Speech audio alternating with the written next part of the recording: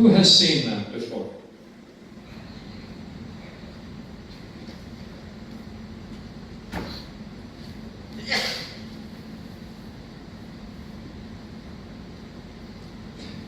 So there's the movement, the hand and the face, but there's an interesting twist to this case.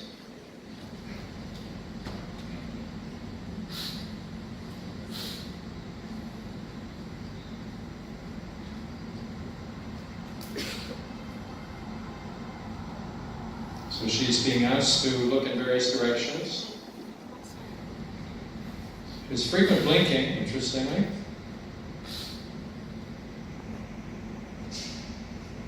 What's happened there?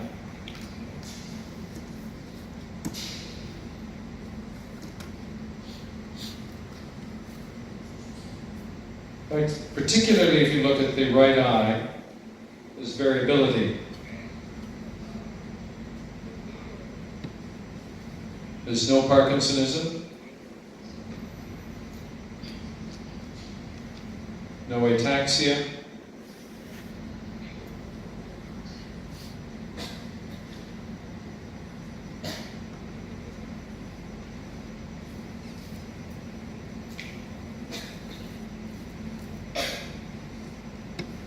Okay, so let's stop at that point. So, due to an invasive thymoma, she had that treated and recovered from that, and then she started to get these episodes up to 10 times an hour.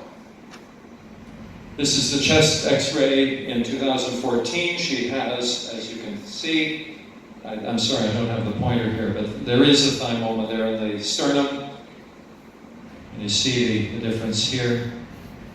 So this is a woman, and remember that ptosis that changed, varied if she moved her, particularly looking up. So she had a recurrence of her myasthenia gravis.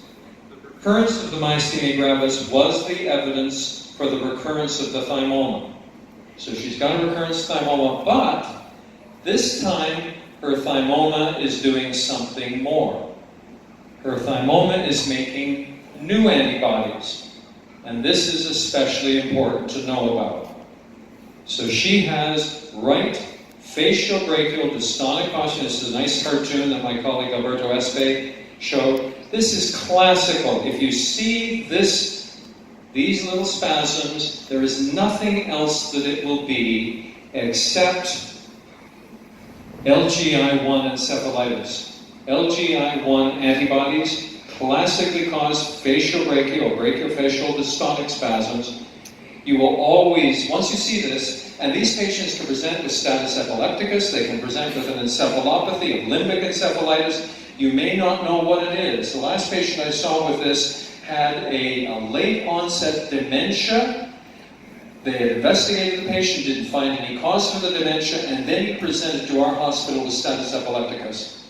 And it was one of the general medical residents that went into his room and called me the next day and said, Doctor, I kept seeing these things. And I said, oh, we missed it.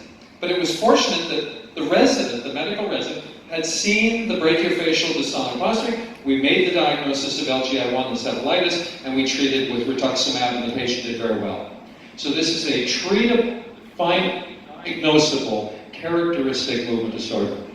Very important for you to know.